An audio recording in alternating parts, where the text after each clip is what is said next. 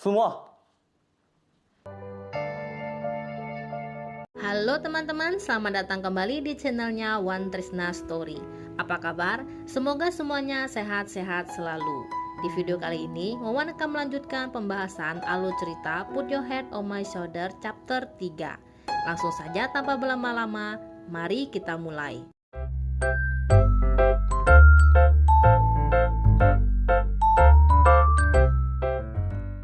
Di chapter sebelumnya, ketika di tempat makan, Momo sedih dengan perkataan Fufe ketika pelayan yang mengira Momo adalah pacarnya Fufe menanyakan apakah pacar Fufe minum bir, dan jawaban Fufe adalah Momo bukanlah pacar Fufe.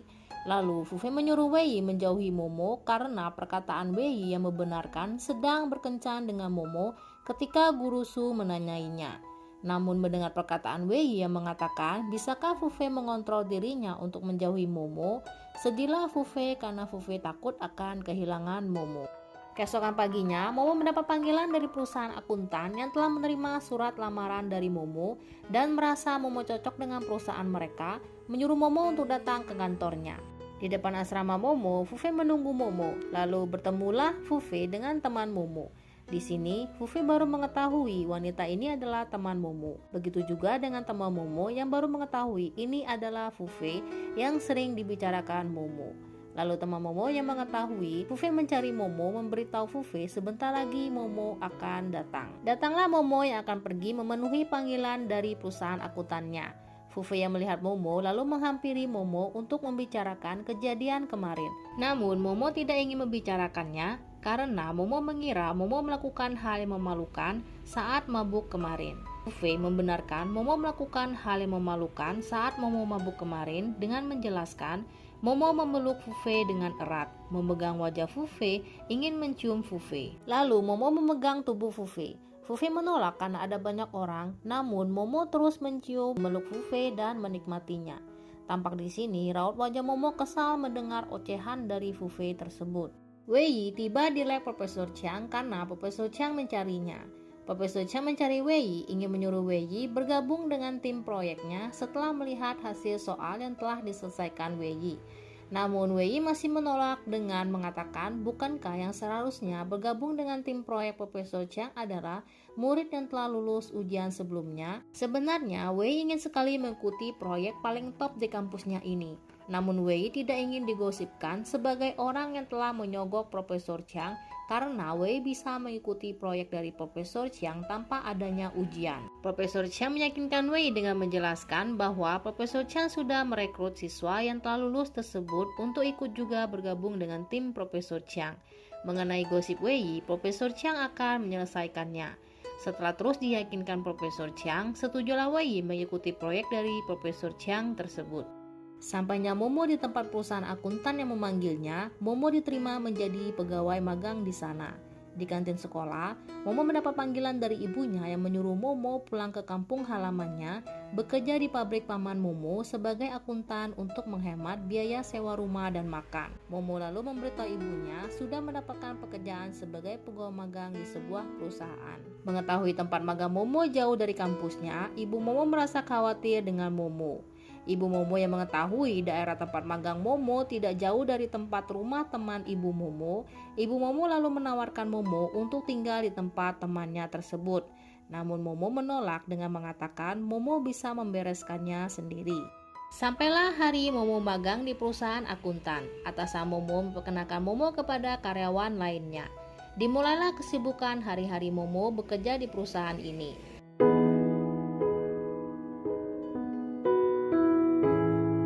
Sampai-sampai di asrama sekolahnya, Momo masih tetap sibuk dengan pekerjaannya. Pergi dan pulang di tempat kerjanya, Momo masih harus menaiki 2 kali bus untuk sampai ke tempat perusahaannya dan asrama sekolahnya. Ketika menuju pulang dari tempat kerjanya, Momo dihubungi oleh ibunya untuk menanyakan keadaan Momo. Mendengar Momo yang belum sampai ke tempat asrama dan mengalami perjalanan berat setiap harinya, ibu Momo menyuruh Momo untuk menyetujui tinggal di rumah teman ibunya yaitu Bibi Su. Dengan menjelaskan, rumah Bibi Su tidak ada yang menempatinya, Momo hanya perlu membersihkannya. Lagian, rumah Bibi Su tidak jauh dari tempat kerja Momo. Sudah merasakan kesulitan dengan perjalanan yang jauh dari tempat kerjanya menuju tempat asramanya, Momo lalu menyetujui untuk tinggal di rumah Bibi Su. Tibalah hari proyek Profesor Chiang dimulai. Wei pun bertemu dengan tim lainnya. Masih ingat dengan wanita ini yang sebelumnya bertemu dengan Momo di ruangan guru Su.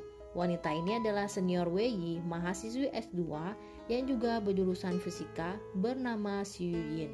Biarpun Xu Yin adalah senior Wei, namun Xu Yin mengenal Wei karena yang kita tahu di kampusnya, Wei sangat terkenal karena kejeniusannya. Tibalah Momo di rumah Bibi Su. Lalu Momo membersihkan rumah Bibi Su, mengganti foto dan menempel stiker yang disukai Momo. Saat jam makan di tempat kerja Momo, teman kerja Momo memperkenalkan dirinya dan memberitahu Momo ketika Momo makan siang di kantor, tercium aroma makanan yang Momo makan sangat menyengat, membuat seluruh ruangan kantor bau. Namun teman kerja Momo ingin juga memakan makanan yang bau tersebut dan menanyakan di mana Momo membelinya. Ketika Momo mencari tempat makanannya, ternyata tempat makanannya telah ditutup karena masalah kebersihan. Di perpustakaan kampus, Momo bertemu dengan Wei. Wei pun juga mencium bau makanan dari tubuh Momo. Di rumah Bibi Su, Momo yang sedang bersantai mendapat panggilan dari ibunya yang menanyakan keadaan rumah Bibi Su, apakah Momo membuat rumah Bibi Su berantakan. Terlihat di sini rumah Bibi Su dibuat berantakan oleh Momo, namun Momo mengatakan kepada ibunya, rumah Bibi Su bersih.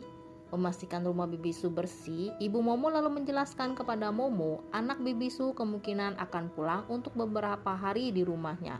Kagetlah Momo mengetahui anak Bibi Su akan pulang karena rumah Bibi Su dibuat berantakan oleh Momo. Yang untungnya, Ibu Momo memberitahu Momo bahwa anak Bibi Su akan pulang besok. Mengetahui anak Bibi Su pulangnya besok, Momo kembali bersantai. Di malam harinya, Momo ketakutan karena sedang menonton film horor. Bertambah takut lagi, tiba-tiba ada yang membuka pintu rumah Bibi Su. Berteriaklah Momo, yang ternyata yang membukakan pintunya adalah anak Bibi Su yang pulang hari itu juga. Dan anak dari Bibi Su adalah Wei.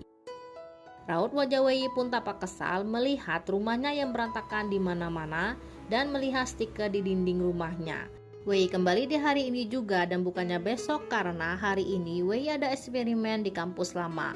Untuk pulang ke asrama sekolah, Wei tidak mendapatkan taksi karena hujan. Untuk itu, Wei akan menginap di rumahnya malam ini. Tidak ingin serumah dengan seorang pria, Momo lalu berniat kembali ke asramanya. Namun tidak jadi pindah ke asramanya karena Momo takut dengan petir. Lalu meminta izin kepada Wei agar Momo bisa pindah keesokan harinya. Lagi-lagi Momo memakan makanan yang baunya sangat menyengat itu. Benci dengan baunya, Wei menyuruh Momo untuk segera membuang makanan bau tersebut. Melihat Momo yang belum membuangnya, Wei terus memaksa Momo membuang saat itu juga. Terus dipaksa Wei untuk membuangnya, namun Momo belum bisa membuangnya. Kesalah Momo. Ternyata penyebab Momo tidak membuang makanan tersebut saat itu juga karena Momo tidak menggunakan pakaian dalam. Untuk itu, Momo menutupi tubuhnya dengan selimut. Malulah Wei mendengar perkataan Momo tersebut. Lalu Wei pergi menuju kamarnya. Kesal lagi ternyata kamar Wei ditempati oleh Momo. Tidak ingin rumahnya berantakan, Wei lalu membantu Momo membersihkannya. Ketika Wei mandi, Momo baru menyadari di kamar mandi Momo sedang merendam pakaian dalamnya. Di kamar mandi, timbullah rasa ingin tahu Wei, benda apa ini? Di kamarnya, Momo menghubungi ibunya untuk menanyakan kenapa ibu tidak memberitahu anak Bibi Su adalah seorang pria. Bukannya ibu Momo khawatir jika anak perempuannya tinggal dengan seorang pria, justru ibu Momo menjelaskan anak Bibi Su tampan. Bibi Su memberitahu anaknya tersebut tidak selalu di rumahnya. Tak masalah bagi Momo dan Wei untuk tinggal bersama. Momo bisa mengenal Wei. Terlebih lagi, Wei selalu mendapat beasiswa. Wei tidak mungkin akan tertarik kepada Momo. Perkataan ibu Momo tersebut membuat Momo kesal. Di kamarnya, Wei pun menghubungi ibunya untuk menanyakan kenapa ibunya tidak memberitahu anak dari teman ibunya tersebut adalah seorang wanita. Ibu Wei pun menjelaskan apa masalahnya. Bukankah Wei tidak menyukai perempuan dan laki-laki juga? Lagian Wei tidak tinggal di rumahnya sekarang. Ketika ingin tidur, Wei gelisah dan tidak bisa tidur. Bangunlah Wei lalu menghampiri kamar Momo untuk memberitahu Momo Wei hanya bisa tidur di kasurnya dan ingin bertukar kamar dengan Momo. Ketika Momo buka pintunya, Wei mendapati Momo sedang kesakitan. menanyai Momo yang ternyata Momo sedang sakit di perutnya. Merasa cemas, Wei mengambil obat untuk Momo yang biasa diminum Wei saat kecil jika sedang sakit perut. Memberi obat kepada Momo, lalu Momo meminumnya. Selesai Momo minum obatnya, tiba-tiba Momo pingsan. Semua. Merasa Momo pingsan setelah minum obatnya, Wei memeriksa botol obatnya dan mendapati obatnya telah kadaluarsa. Bergegas Wei menghubungi layanan gawat darurat dan memberitahu pihak layanan tersebut bahwa Wei butuh ambulan. Sesampainya di rumah sakit, dokter pun datang dan memeriksa Momo. Sakit perut yang dialami Momo ternyata akibat dari sebelumnya Momo memakan makanan yang kotor. Selesai memeriksa Momo, merasa familiar dengan wajah Wei dan Momo, dokter ini pun teringat Momo dan Wei pernah diperiksa olehnya saat insiden Momo terluka karena dijamret. Dan dokter ini mengolok-ngolok Momo yang waktu itu luka Momo hanya lecet biasa, namun Wei membawa Momo memakai kursi roda. Merasa cemas karena Wei memberi Momo obat yang sudah kadaluarsa, Wei menanyakan kondisi Momo.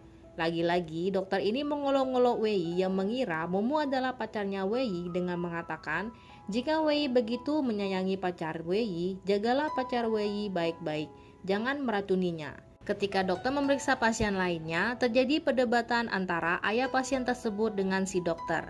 Ayah pasien marah karena mengira si dokter tidak mau memeriksa anaknya, yang padahal si dokter mengetahui anak tersebut hanya pura-pura sakit karena tidak ingin mengikuti ujian. Lalu ayah pasien tersebut mengamuk, melempar sesuatu menuju arah Momo. Sontak Wei segera melindungi Momo. Dan inilah yang terjadi.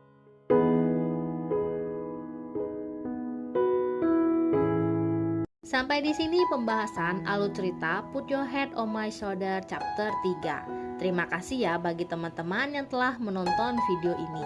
Jika teman-teman menyukai videonya Wan, jangan lupa ya untuk like, subscribe, komen, dan share channelnya Wan Trisna Story. Akhir kata dari Wan, sampai jumpa di video selanjutnya. Bye-bye.